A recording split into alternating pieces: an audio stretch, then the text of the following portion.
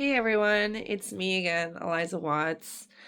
So I've been a bit down due to the fact that I actually got a bit of a cold, bit of a flu.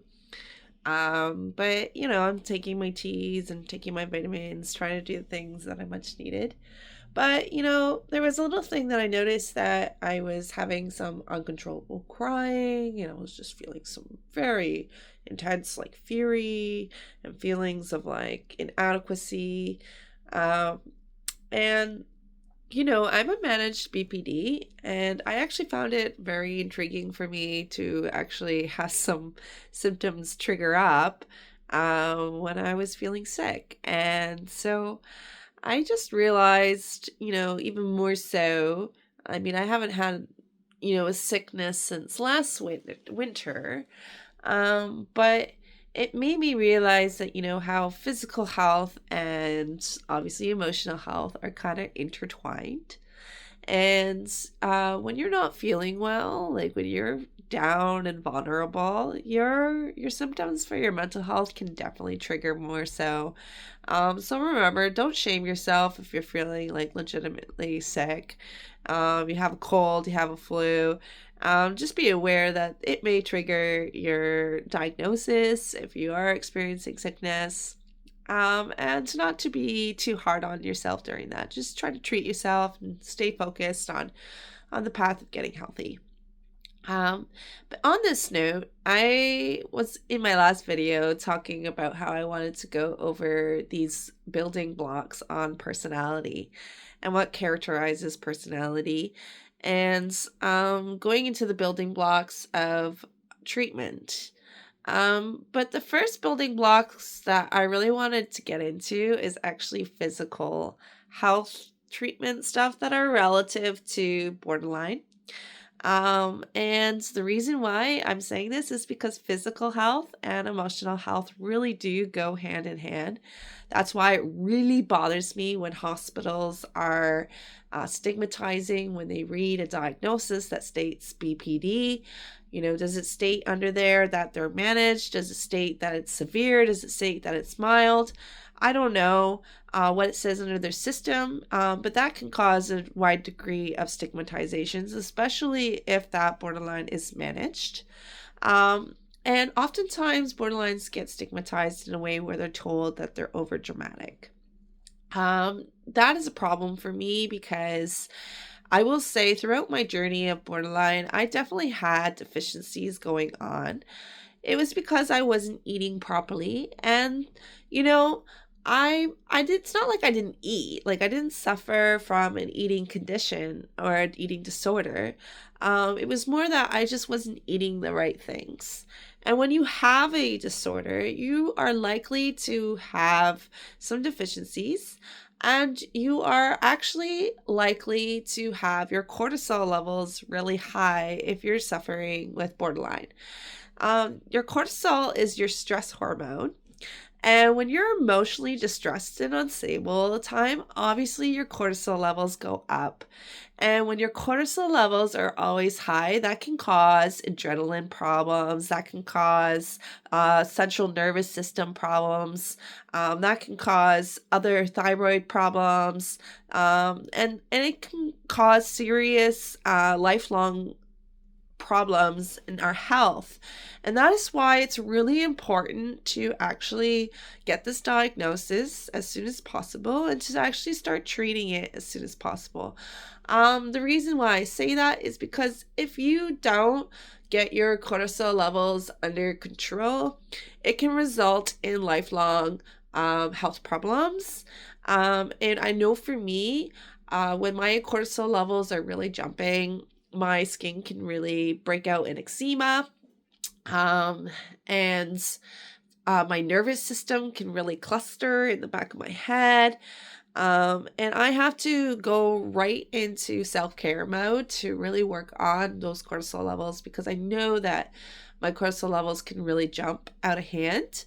And I think for people with borderline, that is a common theme that we can have, which is to watch out for our cortisol levels. But other things that are common things with borderline is obviously our serotonin. Um, our serotonin production is going through a little bit faster than normal people. The reason is because serotonin has a relationship with mood. If you have any co-diagnoses, which borderline is known to have, if you have co-diagnoses, you may have other things going on with your health.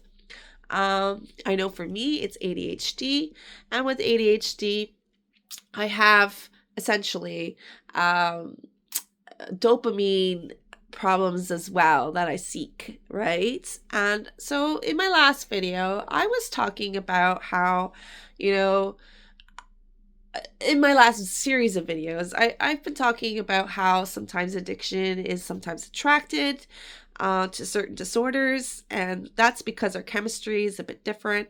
Well, it's the same thing with how we can be attracted to certain foods and certain diets. There are physical things that we could be doing that are beneficial to our disorder. And I want to go over some of the physical body blocks first before I get into more of the mental body blocks. And I think it's important because essentially it's going to help us in the long run. So let's start for today. What does Elisa have to say for today? So if you have a co-diagnosis, or you're even using substances, for example, you may be having issues with your dopamine levels as well as your serotonin levels. Remember that women go through serotonin twice as fast as men. The reason is because basically women used to be berry pickers, used to be the ones that kind of collected all the things while they tended the home. Our ancestors anyways. Well, the men went and hunted and preserved things a little bit more in their energy. Because of that, women snacked more. If you find that a woman is very irritable and all these sorts of things, it might be that they just need a snack. And that's because we go through serotonin twice as fast as men. So let's talk about dopamine. So there are foods that we can take that can help our dopamine levels. Foods that help our dopamine levels are tyrosine and magnesium. And these chemicals in foods, tyrosine and magnesium, can be found in chicken, in dairy. Avocados are also very good. Bananas are huge, and they're actually shown to reduce PMS symptoms. Pumpkin seeds are really good for tyrosine and magnesium. Soy products, cottage cheese, green tea, and things you should avoid is alcohol, caffeine, processed sugars, refined sort of fats like saturated fats, etc. Pumpkin seeds, when we go back to pumpkin seeds actually are really good if you do have any skin issues as well, as it does have vitamin E content in it. But let's get into some serotonin stuff because this is the juicy stuff. Serotonin, what we're looking for in serotonin is actually tryptophan. And we may have heard tryptophan from the old myth of like, oh, you eat too much turkey, it produces tryptophan, and then we get sleepy. I actually think on some level that's a bit of a myth because we do generally overeat around holiday time. But I think that there are some truth behind it because tryptophan does help produce serotonin, which helps improve sleep.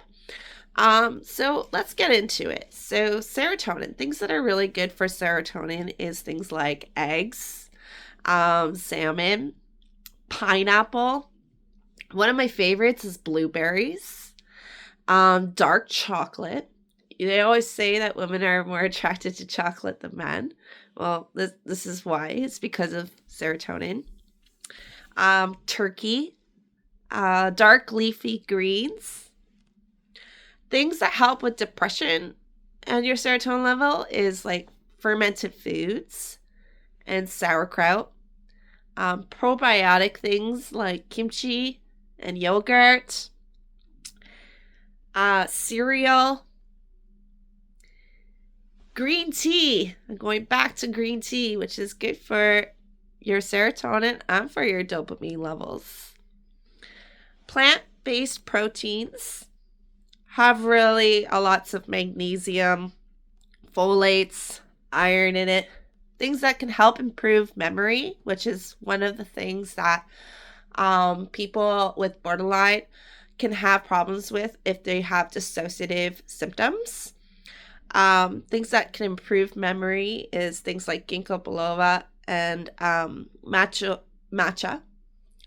So like matcha tea or matcha. Some supplements that you could be taking is tryptophan, 5-HTP, St. John the wort.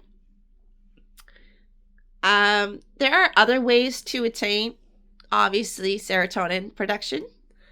Some things is through sunlight. Sleep. Lots of sleep.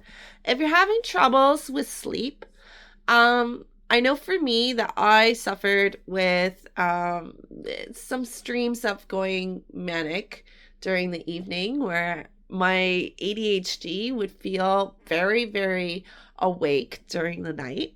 That is because stimulation during the day was always going, and during the night, it's just there's less things going on, less stimulation around, and that's when I found that I was the most awake.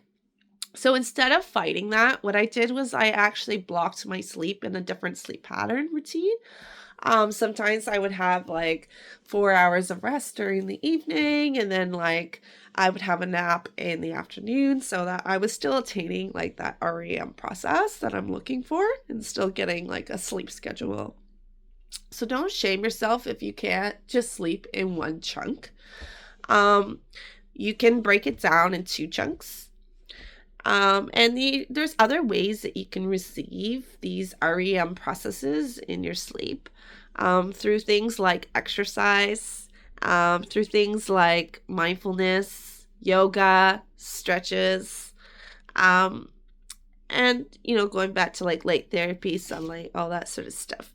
But the REM process that we're looking for, that rapid eye movement process that helps you actually reset and get better, can actually be found when you do meditation, when you do deep breathing exercises, when you're doing yoga. So if you're not getting sleep, try picking up something else that will help you attain that sort of idea.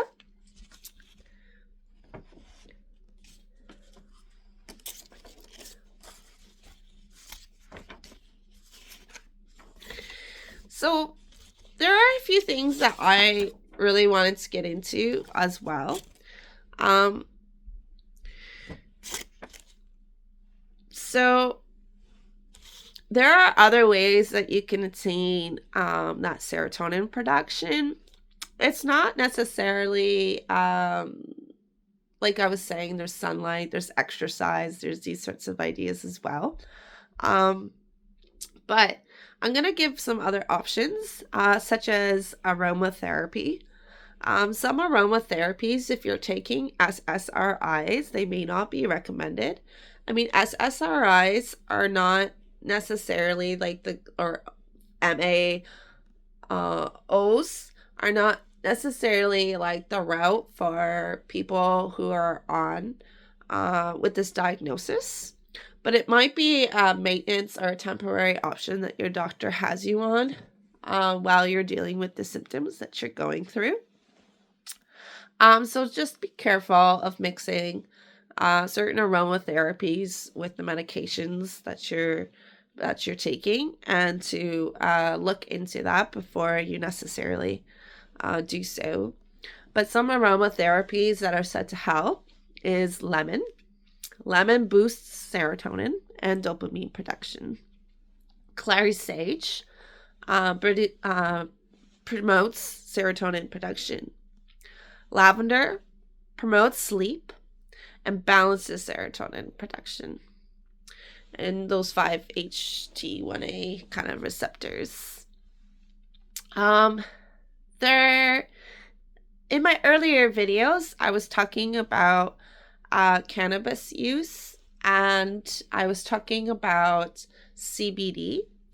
If CBD component is not the hallucinogenic component of weed, CBD is more of like the grounding root component of marijuana, and it's really good for actually the serotonin uptakers in our system, and can actually promote growth. So it's particularly good for people with anxiety, with depression, people who experience mood disorders. CBD therapy could be really good if you're not looking to receive it through hemp or from marijuana. You can receive it directly through Ying Lang tea, which you can attain CBD as well. There's some things that I do want to note, and I think that it's something that everybody should be made aware of physically, especially if you are using or if you are essentially mixing. So if you're on SSRIs or MAOs, I'm just going to show you what I'm talking about for so you can look this up. This is what's called like a trip chart, but it's essentially like a chart that tells you the risk standards. So if you see here, it says low risk and counteracting. The green means low risk, no amplification. The purple means low risk and amplification. The yellow means caution. And the orange means unsafe. And the red means dangerous to life and health. So the red is obviously like, do not mix. Yellow, unsafe. These colors I just wouldn't really be playing with at all. These colors are obviously a lot more safer on the body. So this is just to note that if you are using, that there is a chart that you can go to. And there are things that we consume, like, for example, like caffeine or alcohol. I'm like daily things that we consume on a regular basis, that a lot of people consume on a regular basis. I'm actually allergic to caffeine. Not allergic to the caffeine in dark chocolate, but I know that's something that a lot of people take on a regular basis. And there is, for example, you can see at your top of your chart, SSRIs and MAOIs. So they will tell you right here that combination risk right here. So like obviously it would be like, look at here, 5 MAOIs with alcohol. That's a yellow. Sorry, that's an orange. That's an orange. And with SSRIs, that's yellow. Those are cautions. They're not a good mixture, folks. Right? If you're on an MAOI and you're taking antiamphetamines as a prescription or something like that, that's a no. Apple methylphenidates as well. Those are along the amphetamine. If you're taking benzos, this is on this chart. And I just want to note this because when I was using amphetamines, an MDMA family over here, I was having a hard time mixing it with cannabis And actually, at the time, I was having a lot of allergic reactions to cannabis, meaning I couldn't smoke marijuana when I was on my prescriptions or when I was using.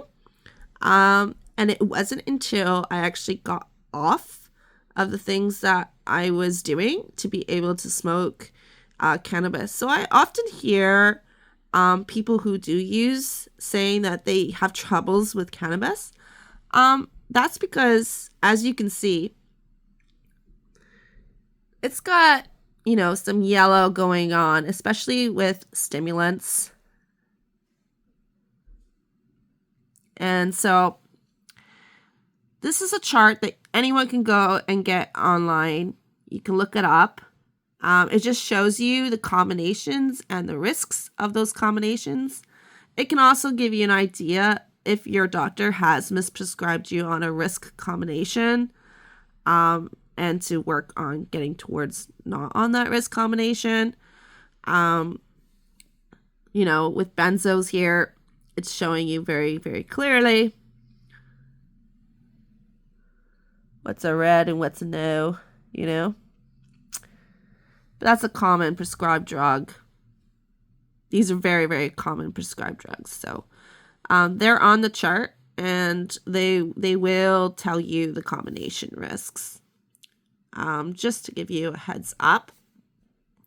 The reason I wanted to share that sort of chart is because I think it's actually relative for anyone who is on prescriptions and for anybody who is using, to be mindful of these things.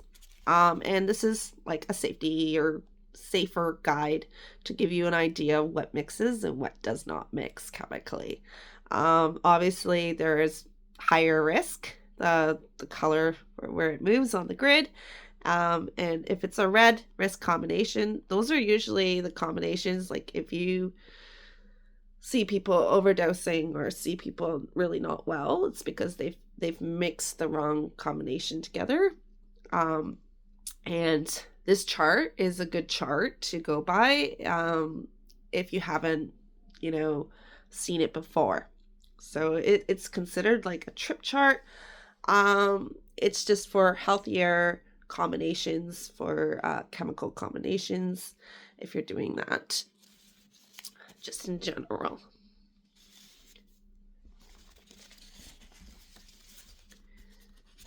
So we did just talk about the trip chart and combinations, and I was just talking about how, you know, before I couldn't smoke marijuana when I was on prescriptions. I actually had to get off the prescriptions first before I could fully actually smoke marijuana and utilize the benefits that marijuana had for me. And now that I see this trip chart, like I actually understood why when I saw it. So I do have a bit of a cold, folks. Again, bear with me. So I have been a bit down, but I am recovering, and I hope that you do have the time and patience to listen to me today, because I do have a lot of like positive notes to just provide with everybody. Okay, so I was just talking about smell and aromatherapies that we could be doing, and I was going over some food and some diet ideas for serotonin replacement. And if you want further ideas into that, you can go online and research it. The reason I'm doing this video is because often we're gonna find videos that are really just all over information about borderline personality disorder, and I just feel like we need more videos that are actually proactive on treatment options and things that we could be doing that are quick and quick tips that could be helping everybody out a little bit. And so today I'm doing body blocks for treatment. And let's keep going. One thing to obviously consider, like I've already said this in my past videos, is to look up vitamins deficiencies that you might have. That this is a common pair that happens with disorders. Make sure you get some blood work done. Make sure your B12 levels are okay, your iron levels are okay. These things are essential for energy. You need them. If you don't have them going on in your system, obviously it's going to cause problems and it's going to affect your mood.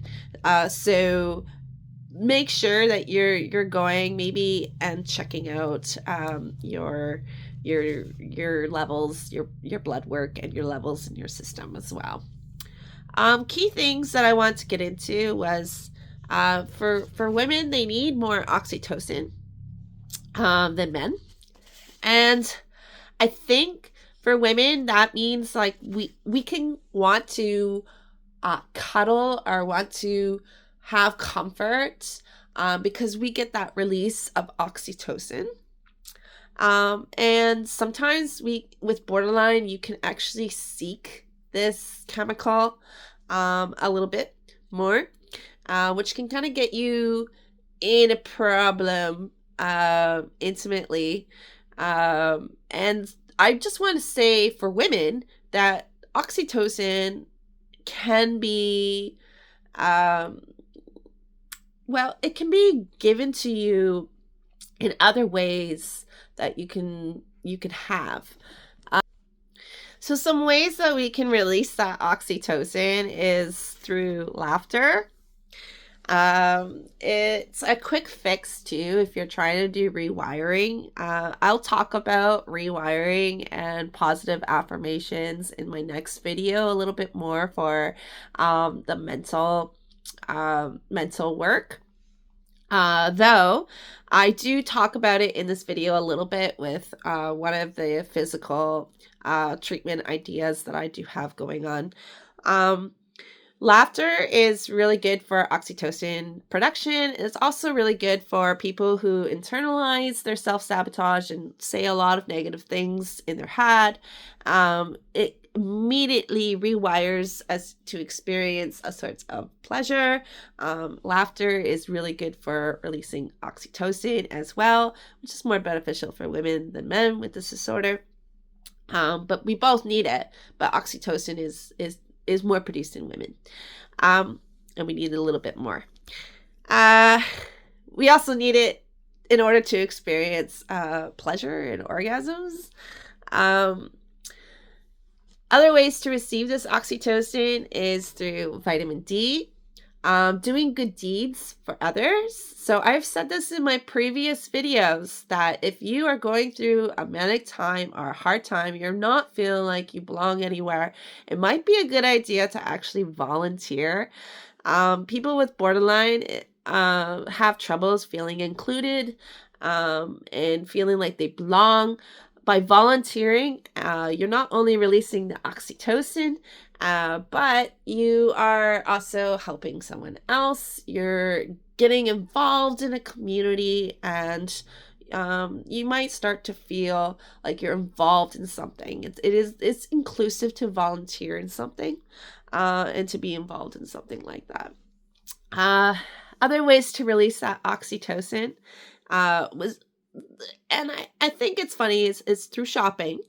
But that can be a problem. Like if you're ADHD, you might have a shopping problem, right? Where you're trying to like exceed this sort of oxytocin release, but it's not. If you want to go buy something nice for yourself, you can receive that oxytocin as well. Through pets. Having a pet can actually increase that oxytocin, cuddling with your pet, just taking care of a pet, taking care of something. Play, exercise, singing in a group and music and singing out loud, and eating with someone that you care about. And dark chocolate. Let's go back to dark chocolate. We're releasing that oxytocin again. For men, it's testosterone. And for men, other ways to release that testosterone is going back to what I was saying about dopamine, is having magnesium, vitamin D, having cardio, going for a run, going for a nice walk or hike, get out in nature, sleep, but also solving problems. So solving problems is a way for men to release testosterone, and that means that men can kind of like collect a problem in the corner and not touch the problem and let it sit there until it becomes a problem, and then all of a sudden they want to solve it, and that's because they're getting that release that they're looking for. And so the solving problems can be met through gaming, through like little puzzle books, like Sudoku or crosswords or any of that sort of stuff. And so it's good for men to be solving problems for their testosterone release. I'm gonna keep going. Learning to breathe is one of something that I think can be a problem for people who have emotional dysregulation, especially with anxiety. I know for me, I had breathing problems throughout my childhood. I go into hyperventilation, etc.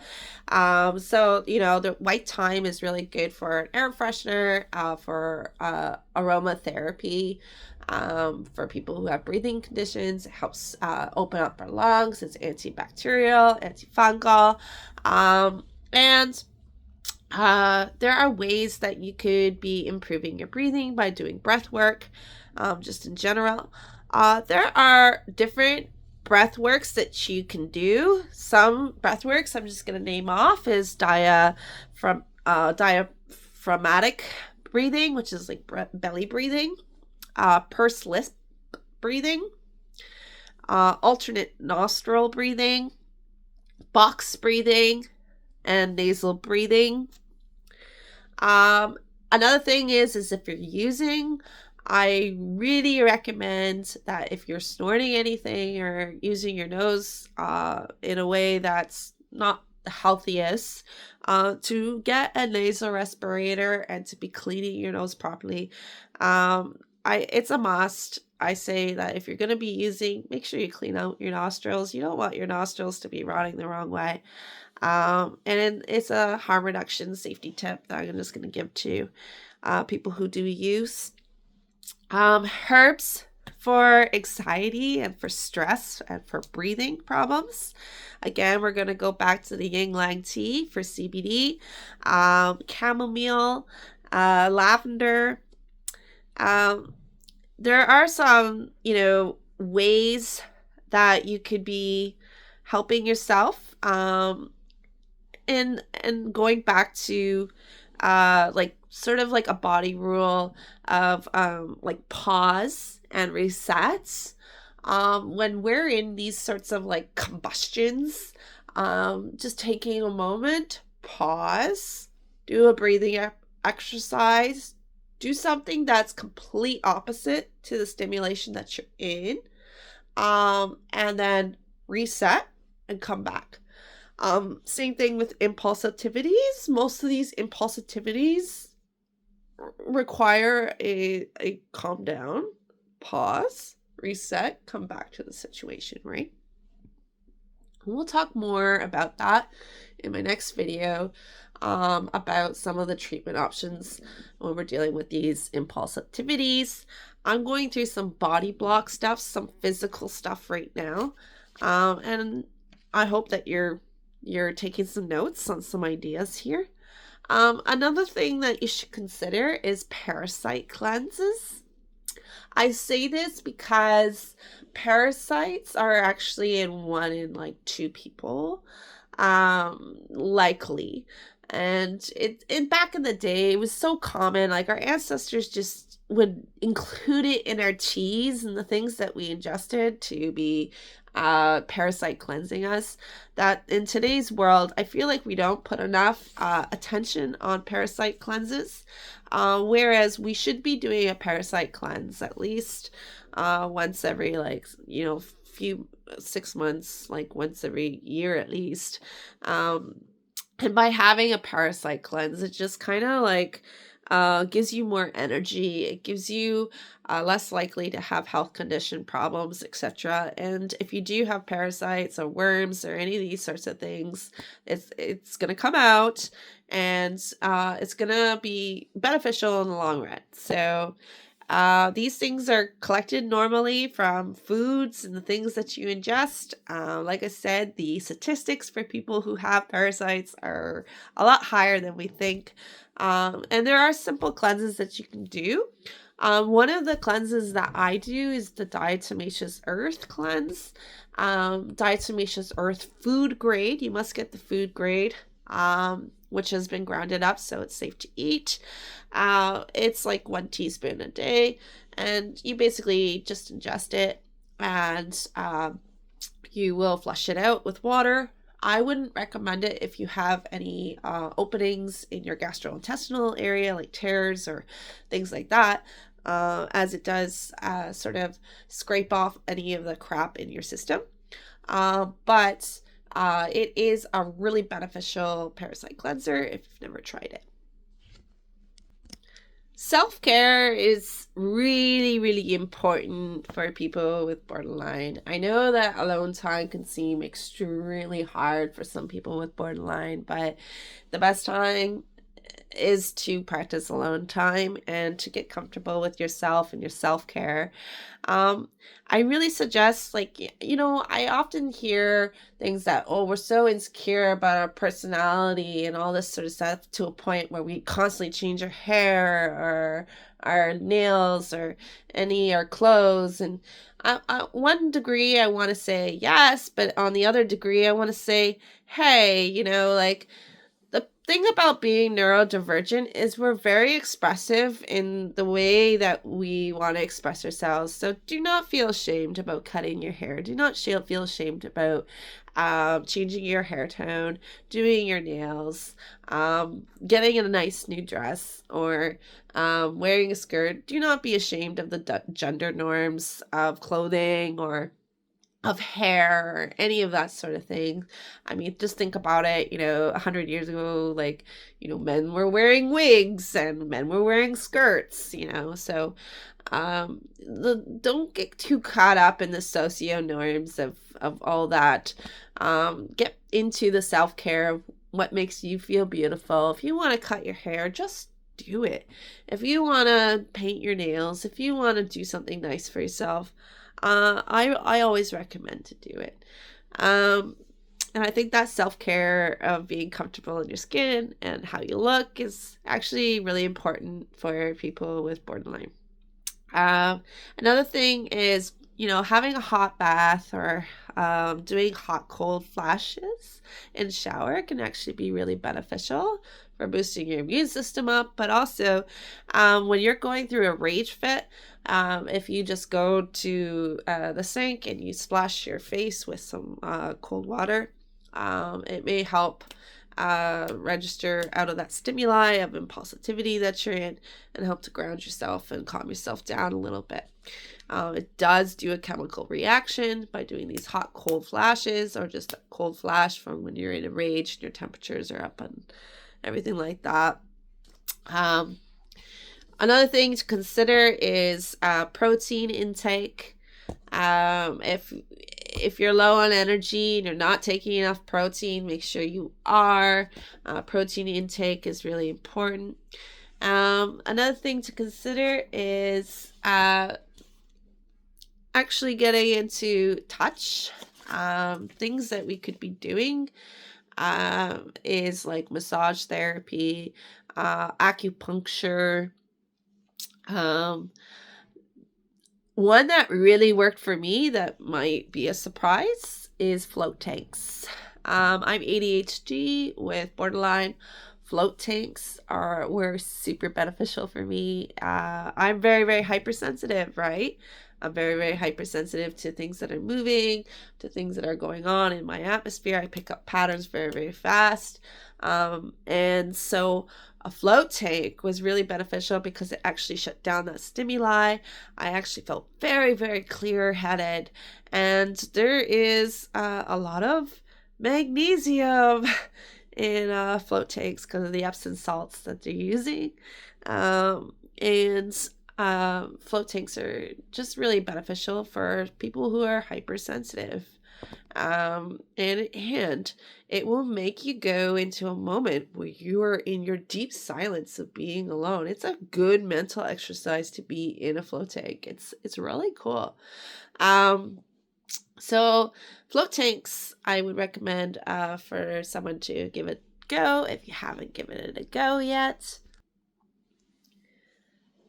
Okay, so my cold is starting to act up a bit, so I'm gonna have to leave soon. But I'm gonna give a couple more suggestions for people who may be suffering with borderline and having physical symptoms and wondering what kind of things that they can do. Um, One other suggestion that you should really look into is, and I'm just gonna give you a nice little